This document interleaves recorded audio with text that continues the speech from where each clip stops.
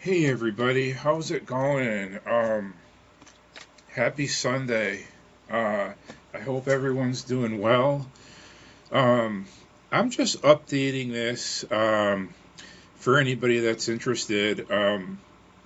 This is Mario's Magic Mushroom, and so basically what this is I went on to the Spiders Resource .com, and over there you can get sheets.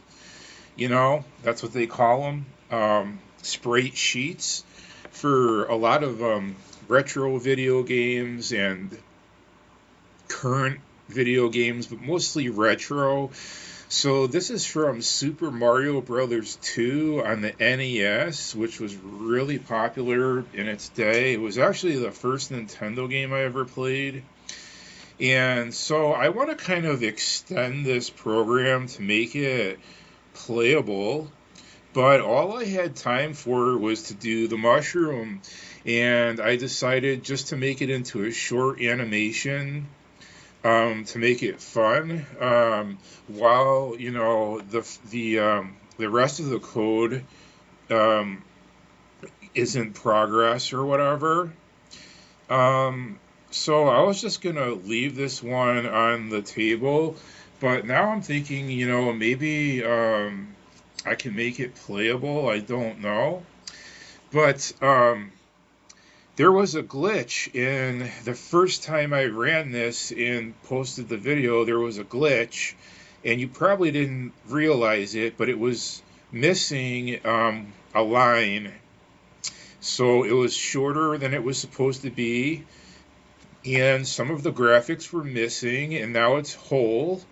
And this is because when I translated the coordinates down to the left bottom corner, um, I was hurrying. That day, um, I got the sheet, and then I identified the mushroom, and then I had to, open the sheet in Microsoft Paint, and then what I did is I enlarged it to 1,000%, I think, or 500%, something like that, where you can actually see all the pixels. And then from there, I just took out a piece of small graph paper, um, you know, where the squares are, I think about 2 millimeters, um, 2 millimeter squares or 1/8 inch squares, really small stuff. And then I had to map the entire thing out by hand. And mind you, I did this all in the same day. I mapped it out onto the graph paper using colored pencils and coordinates to the upper left hand corner. I'll show you that real quick because I took that out because I didn't want it to be seen by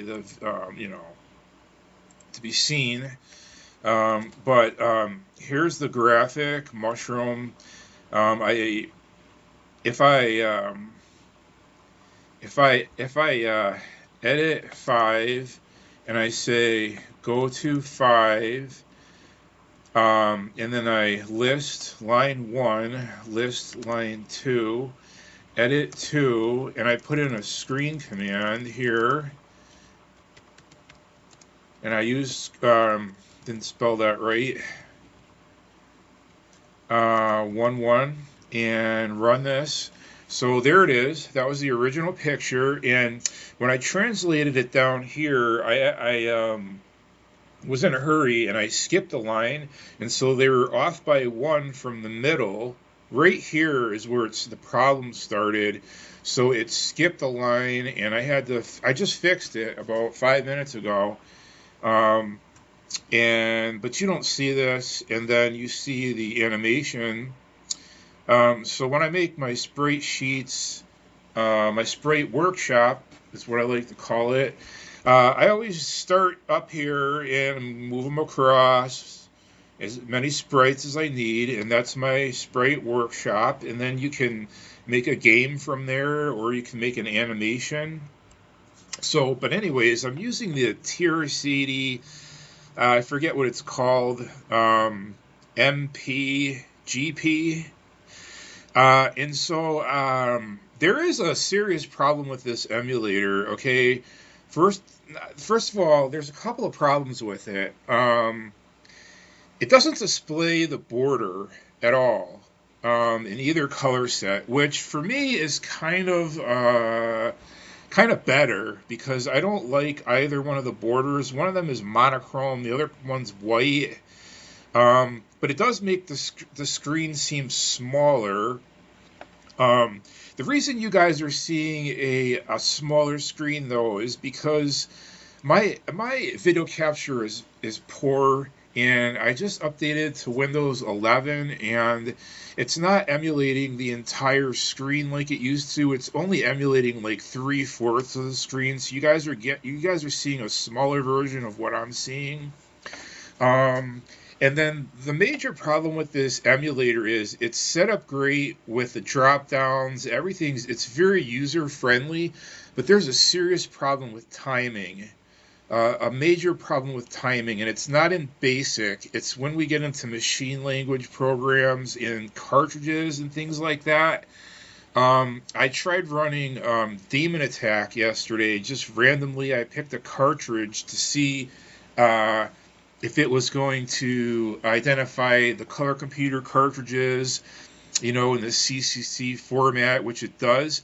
But when you run them, it goes so fast that you can't play the game, and there's no way to slow it down.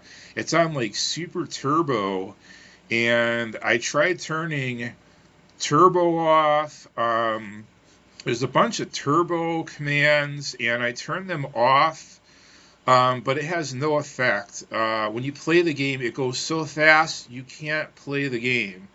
So there's a problem with that.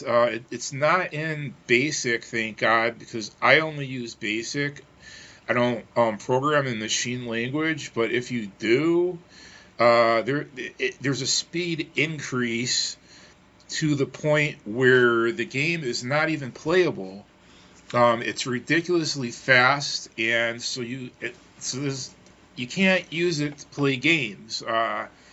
So that's not good, and I didn't realize that before.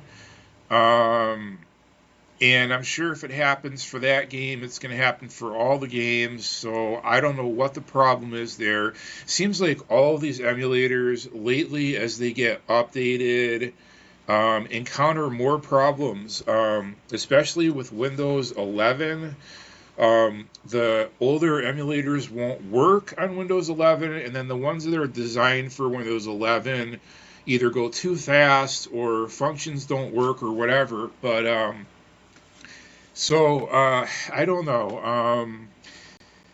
Waiting for Xroar to distribute a patch or something. I'm not sure, Curtis. I watched the show yesterday, but I wasn't very clear on what the author's intentions are on handling that joystick situation. I don't know. This is what I have to use for now because my joystick won't function on the Y-axis at all. And it's not the joystick, it's not the operating system, it's the, something internally with the updated software emulator. But anyways, I don't want to digress too far into that. I want to stick on topic here. Basically, we're all just waiting, for fixes and things like that, and we have to do the best we can. The other problem with this is that I save all of my games in the cassette format, and this cassette format is not compatible with Xroar's cassette format, but it accepts disk files and color computer cartridges, but again, you can't play them because they're too fast. So I'm encountering all kinds of problems as a programmer trying to put software out there in videos, and I'm just caught in the middle of this now, and I don't want to be in that position. But on the note that a lot of people on yesterday's show said that Windows 11 is faulty, which it's not. It's actually a lot better than Windows 10. Um, and I also noticed that some people are upgrading their machines to Windows 11, which that's where the problems come in because you need the new hardware. Honestly, you're better off buying a new PC with the upgraded hardware, because my Windows 11 runs like a clock. It's great. It's easy to use. It's not all jumbled up with garbage like Windows 10 was. It had a lot of useless applications. Windows 11 is wonderful so far. It's a clean, crisp operating system. I'm not a Mac user, so I can't speak for that.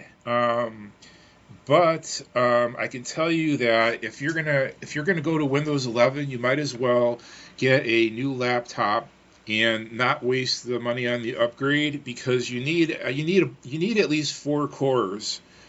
Um, if you have less than 4 cores, like 2 cores, and you don't have the RAM, you need at least 8 gigs of RAM and an SSD drive.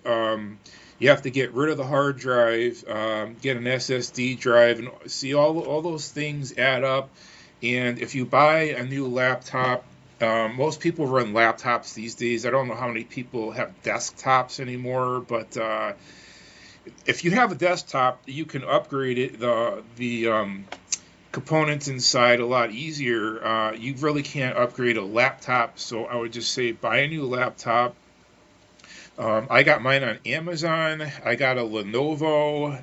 I was against it at first because it's kind of a no-name brand that became a name brand over the years. Like Staples and a lot of places are selling them now, but you have to be careful with what you buy. I would highly suggest if you're in the market for a new computer, going on Amazon and buying it there because you can get all sorts of discounts.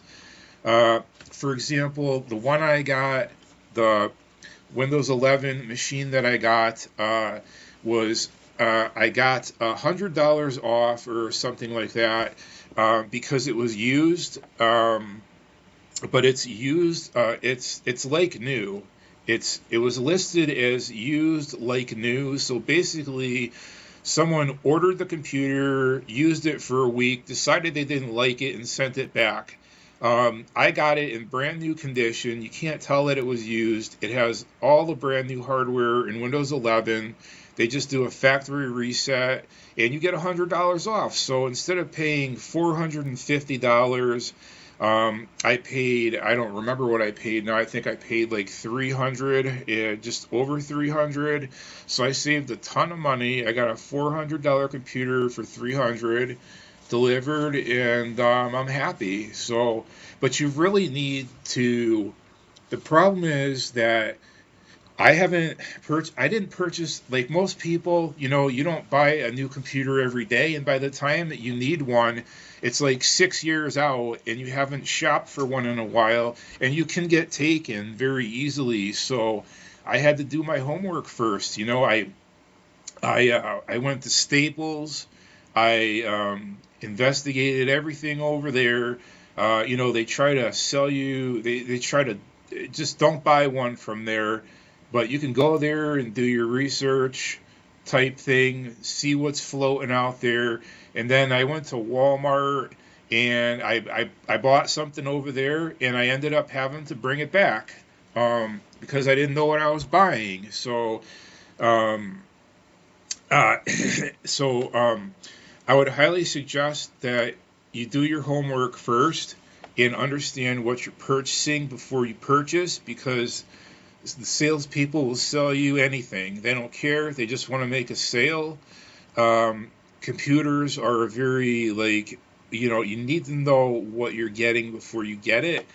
So I would suggest Amazon. Use the left sidebar, and you can select, Pentium chip, what chip you want, how much storage you want, on and on and on. And it'll formulate a computer for you, and then you basically just pick from there. Um, And then there's also options, there's options inside options, and you just have to do your homework.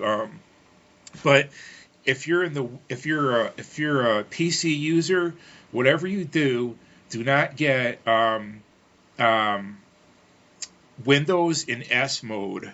Okay, that's the mistake that I made when I went to Walmart. And you really don't want to get your computers from Walmart in the first place. But I bought Windows 11 in S mode, and I said, "Hey, what's S mode?" And I don't know, he just shrugged it off, and I bought the thing. And when I got it home, it doesn't allow you to install third-party apps on your own computer. So basically, you can only install Windows apps, and you can't install or run or install any third-party apps, which is completely useless. It's just a way for them to make money, and you can't change it. So I had to bring the damn thing back and get my money back. And so I want to make you guys aware of that. Don't ever buy anything in S mode. And unless you have a business, don't buy Windows Pro.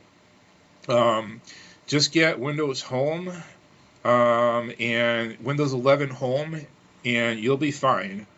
You don't need Pro unless you're in a business, and you don't want Windows in S mode. So, but anyways, now I think I covered just about everything I wanted to cover. I want to try to make this playable somehow. I could have Mario down here. That'll take a while. That'll take a couple of days to get Mario on the screen, and then I could make like the bricks up here, and just have him jump and collect the mushroom type thing, and then he grows bigger. The problem with the color computer graphics is that the pixels are so large that this mushroom is like probably twice the size it should be. And I've noticed that, and there's nothing I can do about it because if I go into high res mode, the pixels are too small. So you're either too small, way too small, or way too big, and there's no middle ground. I don't know why, so I have to improvise here, and that's it. So I'm going to end this here. I'm going to update. I'm going to, do some more installments as the week goes on. I'm almost done with Tales of Suburbia, so my next video will probably be on that. But I'm going to be working on this Mario Brothers game in the background. And I fixed this here. If anybody wants it, you probably didn't notice there was a glitch in it. But I'll include that type the code in the description, and you can either type it in, it's not that long, or you can copy and paste it using this emulator. It's very easy. It's an edit. It says edit, and you copy and paste. Xshore, people are saying that you can do that on Xshore, but I never noticed it before. Maybe I just didn't look for it. I can't wait until it's actually debugged and usable, because I'm not the only one that had problems with it. And that's the emulator that's my go-to emulator. I'm only using this right now because I have no other option. And so as soon as Xshore is fixed, I'm going to go back to that, because there are some major timing issues with this emulator. But for now, it's just something that works, And someone will have to show me how to do editing, copy paste into the terminal on Xshore, because now that I have my programs in an alternate format, I'm going to have to change them back to Xshore's format, and I'm not typing it all in all over again. So someone will have to direct me on how to do that, because I don't know how. And so that's it. And Curtis, if you're listening, please keep in touch with me about the patch on Xshore. Let me know as soon as you know anything. All right, and that's it. Thanks for watching, everyone. I'll see you later. Bye.